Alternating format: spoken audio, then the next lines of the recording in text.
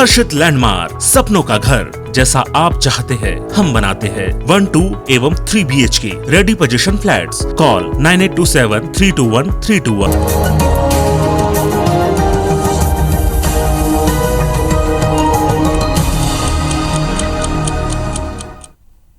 नमस्कार, good morning. मैं हूं आपके साथ आकांक्षा और आप देख रहे हैं IBC 24। सबसे पहले आप सभी को रूप चतुर्दशी और छोटी दिवाली की हार्दिक शुभकामनाएं। शुरुआत करेंगे इस बुलेटिन की बड़ी खबर के साथ। ग्लासगो से भारत के लिए रवाना हो चुके हैं प्रधानमंत्री नरेंद्र मोदी। प्रधानमंत्री नरेंद्र मोदी वापसी से पहले भारतीय मूल के लोगों से भी उन्होंने मुलाकात की है और मुलाकात के दौरान कई लोगों को उन्होंने ऑटोग्राफ भी दिया है और प्रधानमंत्री ने भी ढोल बजाकर खुशी का इजहार किया। तस्वीरें हम आपको दिखा रहे हैं, देर रात की तस्वीरें हैं। ग्लासगो से भारत के लिए रवाना हो चुके हैं प्रधानमंत्री नरेंद्र मोदी। 5 दिवसीय दौरे पर थे। सबसे पहले वो इटली गए, रोम गए, G20 सम्मेलन में शामिल हुए और उसके बाद यूरोप में भी वो गए और भारतीय मूल के लोगों से कल रवाना होने से पहले उन्होंने मुलाकात की और कई लोगों को ऑटोग्राफ भी दिया और तस्वीरें हम आपको दिखा रहे हैं। आप देखिए, ये भारतीय मूल के कुछ लोग पहुंचे थे ढोल ताशे लेकर के। प्रधानमंत्री नरेंद्र मोदी ने भी ढोल बजाया और अपनी खुशी का इजहार किया।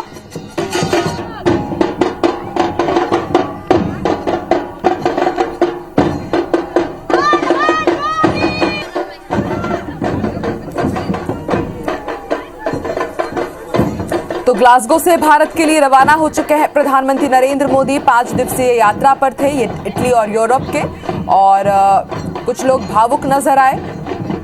इसके साथ ही ढोल ताशे बजा करके भी वहां पर खुशी का इजहार किया गया। कुछ लोगों को उन्होंने ऑटोग्राफ दिया। आपको बता दें, G20 सम्मेलन के साथ ही जलवायु परिवर्तन के ऊपर भी अपना संबोधन दिया है प्रधानमंत्री नरेंद्र मोदी ने अपने विदेश दौरे के दौरान।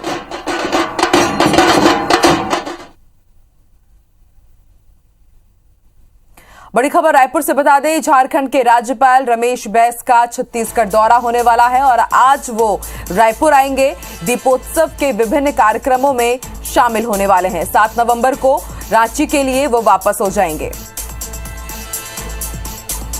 तो झारखंड के राज्यपाल रमेश बैस छत्तीसगढ़ दौरे पर आ रहे हैं। आज वो रायपुर पहुंचेंगे और दीपोत्सव के अलग अलग कार्यक्रमों में शिरकत करेंगे और फिर उसके बाद 7 नवंबर को उनकी वापसी रहेगी। 7 नवंबर को वो रांची के लिए रवाना हो जाएंगे।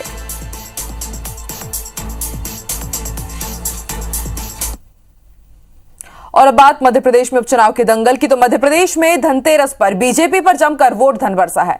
मिशन 2023 से पहले महत्वपूर्ण माने जा रहे उपचुनाव में बीजेपी की बल्ले बल्ले हो गई है। बीजेपी ने खंडवा लोकसभा सीट पर कब्जा बरकरार रखते हुए पृथ्वीपुर और जोबट विधानसभा सीट कांग्रेस से छीन ली है। हालांकि बीजेपी को अपनी परंपरागत रेगांव सीट गंवाना पड़ी। बीजेपी नेताओं ने जीत का श्रेय पीएम मोदी और सीएम शिवराज सिंह चौहान को विकास कार्यों को दिया है। वहीं कांग्रेस ने इन चुनावों को सत्ता और धन बल से प्रभावित बताया। ये रिपोर्ट देखिए।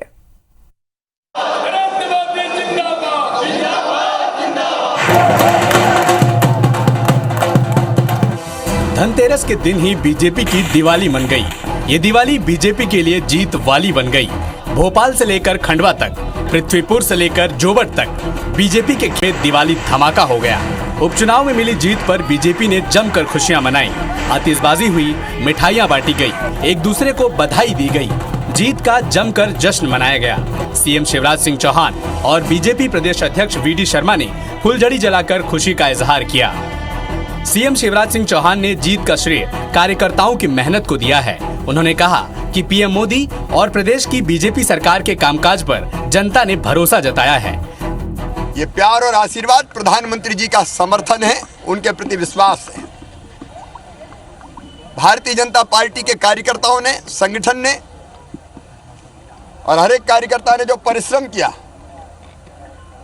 उस परिश्रम की विजय है। जो गरीबों के जीवन बदलने का काम इस देश के अंदर, प्रदेश के अंदर हुआ है, इन उपचुनावों में इस गरीब कल्याण की योजनाओं को जनता ने समर्थन, जो कैंपेन में हम देख रहे थे, वो वोट में कन्वर्ट होकर के भारतीय जनता पार्टी को ऐतिहासिक बहुमत दिया है। धन बल सब जितना हो सकता है, सत्ता बल ही सब लगाया उनने। और एक जिसको अंग्रेजी में मैंने कहा कि no left no stone unturned, वो किया मुख्यमंत्री जी, क्योंकि उनकी साख का सवाल था। क्योंकि दमोह के बाद अगर ये चुनाव में हो जाते तो निश्चित तौर पर पॉलिटिकल चेंजेस बहुत आते हैं। खंडवा लोकसभा उपचुनाव की बात करें तो यहाँ बीजेपी प्रत्याशी ज्ञानेश्वर पाटिल 82,140 वोटों से जीते। उन्होंने कांग्रेस प्रत्याशी राजनारायण सिंह पुरनी को हराया। ज्ञानेश्वर पाटिल ने शिवराज और मोदी सरकार के जन कल्याणकारी कार्यों को जीत का श्रेय दिया। वहीं कांग्रेस प्रत्याशी ने काउंटिंग में गड़बड़ी का आरोप लगाया। लोगों का विश्वास भारतीय जनता पार्टी पर है और उसी का परिणाम है कि आज जनता ने इतना बड़ा आशीर्वाद हमको दिया है। हर राउंड को अनाउंस करना चाहिए। जब हमने उनको बोला, जब कह रहे कि आप हम अनाउंस कर रहे हैं और ज्यादा बात अगर करने गए तो बोले कि हम आपको बाहर कर देंगे। ये क्या है? ये कोई लोकतंत्र है? जोबट में बीजेपी की सुलोचना रावत 6104 वोटों से जीती। उन्होंने कांग्रेस प्रत्याशी महेश पटेल को हराया। सुलोचना रावत ने जीत का श्रेय बीजेपी सरकार के विकास कार्यों को दिया, तो वहीं कांग्रेस प्रत्याशी महेश पटेल ने प्रशासन पर सरकार के दबाव में काम करने और फर्जी मतदान का आरोप लगाया। साथ ही कांग्रेस के बड़े नेताओं पर भीतरघात का भी आरोप लगा।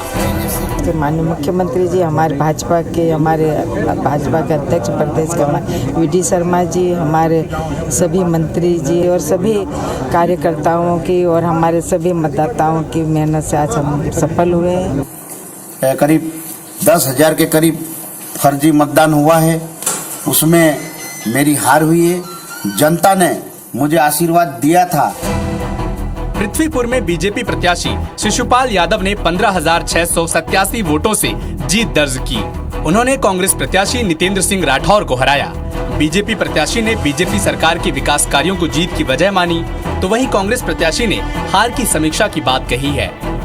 माननीय मुख्यमंत्री जी का विशेष आशीर्वाद और उनकी मेहनत और माननीय प्रदेश अध्यक्ष जी का विशेष आशीर्वाद और उनकी मेहनत और उनकी टीम की मेहनत का परिणाम ये सफलता है। डॉक्टर शिशुपाल यादव, मैं उनको बहुत बहुत बधाई देता हूँ। भारतीय जनता पार्टी को बधाई देता हूँ और हम लोग हारे हैं तो हम उसकी समीक्षा करेंगे और सड़क पे संघर्ष करेंगे। रैगांव में कांग्रेस प्रत्याशी कल्पना वर्मा ने 12,290 वोटों से जीत दर्ज की। उन्होंने बीजेपी प्रत्याशी प्रतिमा बागरी को हराया। कांग्रेस प्रत्याशी ने रैगांव की जनता और कांग्रेस पार्टी के कार्यकर्ताओं को जीत का श्रेय दिया है। कि 35 साल का विकास केवल कागजों में हुआ है, वो आंखों के सामने तो दिखाई दे नहीं रहा। उससे परेशान होकर जनता ने परिवर्तन करने का निर्णय लिया और जनता का जनादेश है जो कांग्रेस को मिल रहा है। सभी ने बहुत सहयोग किया, बहुत बहुत धन्यवाद। बहुत बहुत धन्यवाद, सभी ने बहुत सहयोग किया। 4 सीटों पर हुए इन उपचुनावों को मिशन 2023 का सेमीफाइनल माना जा रहा था, जिसमें बीजेपी ने बाजी मार ली। जाहिर है कांग्रेस को अब और ज्यादा चिंतन, मनन और समीक्षा करने की जरूरत है। Bureau report, IBC 24। इसी बीच बड़ी खबर आपको बता दें, हार की समीक्षा करने वाले हैं अब सियासी दल। भोपाल से बड़ी खबर, उपचुनाव परिणाम के बाद अब शुरू होने वाला है समीक्षा का दौर। जोबट, पृथ्वीपुर विधानसभा और खंडवा लोकसभा में कांग्रेस को हार मिली है, तो वहीं बीजेपी रैगांव में हार के कारणों की समीक्षा करेगी। तो कल 4 सीटों पर उपचुनाव हुए थे और 3 सीटों पर बीजेपी ने जीत दर्ज की है, तो वहीं 1 सीट पर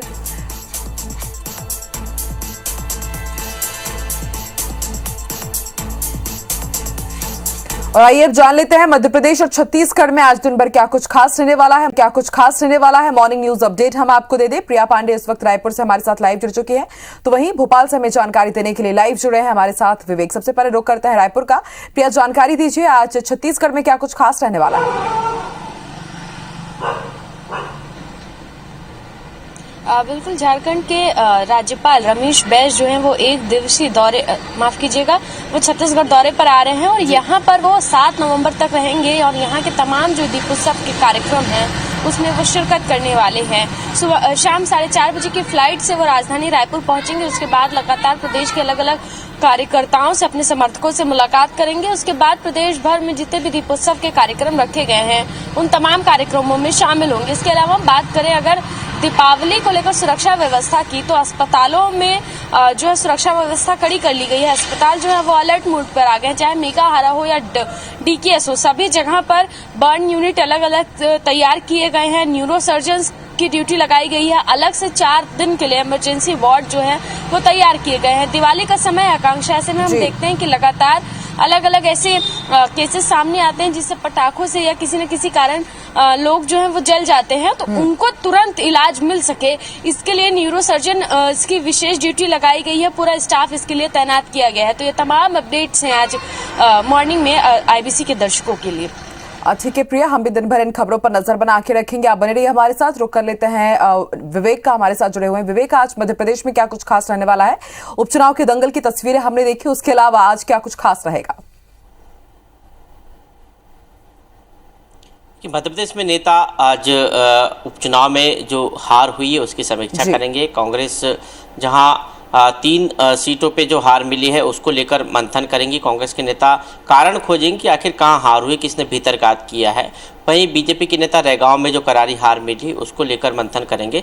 आज रूप 14 है और इसलिए तमाम जो लोग हैं वो इस दिन अपने जो पूर्वजों को याद करेंगे और जो दीपोत्सव का त्यौहार शुरू होने वाला है उसकी तैयारियां करेंगे। नेता आज से अपने अपने क्षेत्रों में रवाना होंगे कि लंबे समय के बाद उपचुनाव की ड्यूटी पूरी करके नेता भोपाल लौटे थे और अब अपने अपने क्षेत्रों में जाएंगे, दीपावली मनाएंगे। दीपावली से आज बाजार गुलजार रहेंगे, बाजारों में खासी रौनक रहेंगे। मुख्यमंत्री शिवराज सिंह चौहान भोपाल में रहेंगे और जरूरी कामकाज निपटाएंगे और साथ ही तैयारियां जो है, प्रधानमंत्री नरेंद्र मोदी मध्य प्रदेश आ रहे हैं 15 नवंबर को और एक बड़ा जनजाति गौरव दिवस कार्यक्रम भोपाल में जम्बूरी मैदान में आयोजित हो रहा है, जिसकी बड़े पैमाने पर तैयारी चल रही है और इस कार्यक्रम में करीब 5 लाख लोग सम्मिलित होने वाले हैं। इसकी तैयारियों की समीक्षा आज मुख्यमंत्री अपने नेताओं के साथ करेंगे। साथ ही हबीबगंज वर्ल्ड क्लास स्टेशन का भी लोकार्पण प्रधानमंत्री नरेंद्र मोदी इस दौरान करेंगे।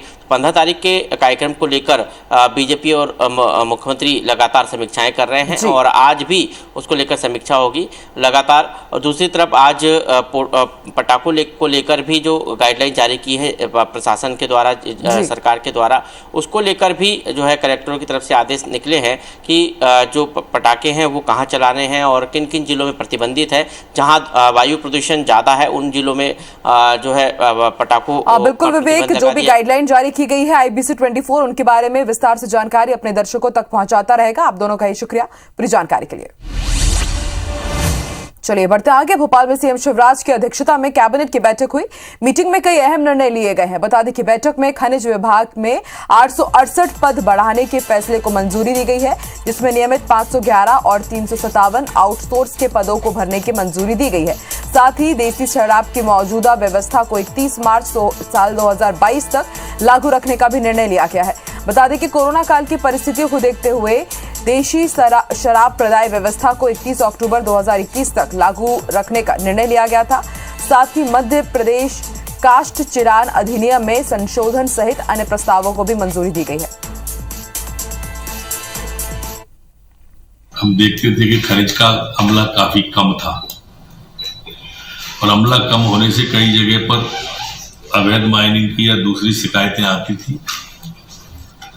उस बात को ध्यान में रखते हुए आज 868 नए पदों के सृजन का प्रस्ताव कैबिनेट में पास किया है। इसमें 511 पद नियमित और 357 पद आउटसोर्स एजेंसी के माध्यम से भरे जाने का निर्णय किया है। मध्य प्रदेश के बिजली कर्मियों ने हड़ताल वापस ले ली है। डीए वेतन वृद्धि के एरियर की राशि नहीं मिलने से बिजली कर्मी नाराज चल रहे थे। विभाग के पीएस संजय दुबे ने चर्चा के बाद हड़ताल खत्म करने की जानकारी दी। 6 किश्तों में इंक्रीमेंट देने और डीए के आदेश जल्द करने के आश्वासन के बाद बिजली कर्मी मंगलवार को ही काम पर लौट गए। Madhya Pradesh united forum for power employees and engineer संगठन के बैनर तले बिजली कर्मियों ने 1 नवंबर से हड़ताल शुरू कर दी थी। पहले दिन सरकार का कोई सकारात्मक रवैया नहीं मिलने से मंगलवार से उन्होंने हड़ताल को और भी मजबूत करने का फैसला लिया। मंगलवार सुबह से उन्होंने फॉल्ट या अन्य प्रकार की शिकायतों की सुनवाई भी नहीं की थी। इंक्रीमेंट जो हमारा टोटल है उसको 6 किस्तों में देने के लिए, आउटसोर्स के जो हमारे कर्मचारी हैं उनको बोनस और उनकी पे आज शाम तक सभी को मिलने के लिए सहमति बनी है। जो भी सहयोग दिया है उसके लिए हम बहुत बहुत सब लोगों को बधाई देते हैं। मुख्यमंत्री भूपेश बघेल के रायपुर समेत पूरे प्रदेश के बाद हुक्का बार संचालकों ने हुक्का और नशे के सामान की अब होम डिलीवरी का इंतजाम करना शुरू कर दिया है। इसकी वानगी बीती देर रात तेलीबांधा मरीन ड्राइव में देखने को मिली, जहां हुक्का डिलीवरी बॉय कई बैगों में बड़ी मात्रा में हुक्का पॉट समेत उसमें नशे के फ्लेवर के जखीरे के साथ पकड़ा गया है। जानकारी के मुताबिक पैदल गश्त के दौरान पुलिस ने VIP रोड स्थित टेमरी गांव निवासी टेकचंद साहू को रोककर उसका बैग चेक किया तो उसमें 7 हुक्का पॉट के साथ ही तंबाकू युक्त रॉ मटेरियल, पाइप, कोक, सिगड़ी जैसे सामान मिले।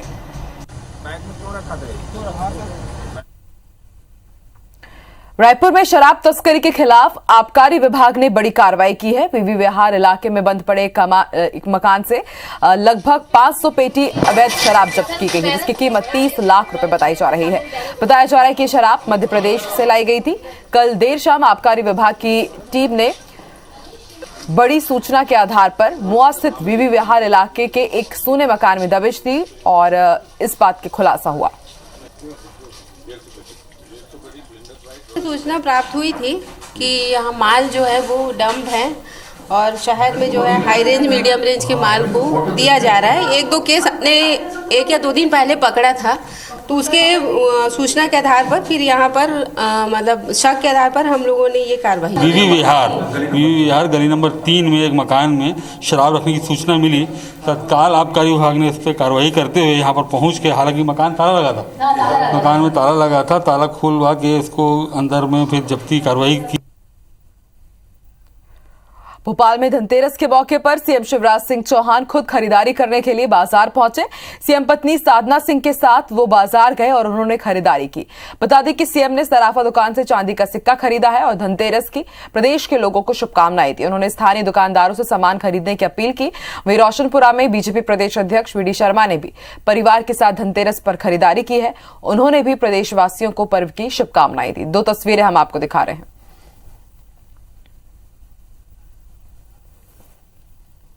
कि सब निरोग हो, कोई बीमारी ना आए और हमारा वैक्सीन जो लगा है कोविड का वो इतना प्रभावशाली हो, थर्ड वेव ना आए कोरोना की। और ये अपील भी जनता से कर रहा हूँ जिन्हें 2nd डोज नहीं लगवाया वो जरूर लगवा लो भैया, तभी धन्वंतरी भगवान प्रसन्न होंगे, क्योंकि दवा जो जरूरी है वो लेनी पड़ती है। और इस बुलेटिन में फिलहाल इतना ही। देश और दुनिया की तमाम खबरों के लिए आप देखते रहिए IBC 24। नमस्कार।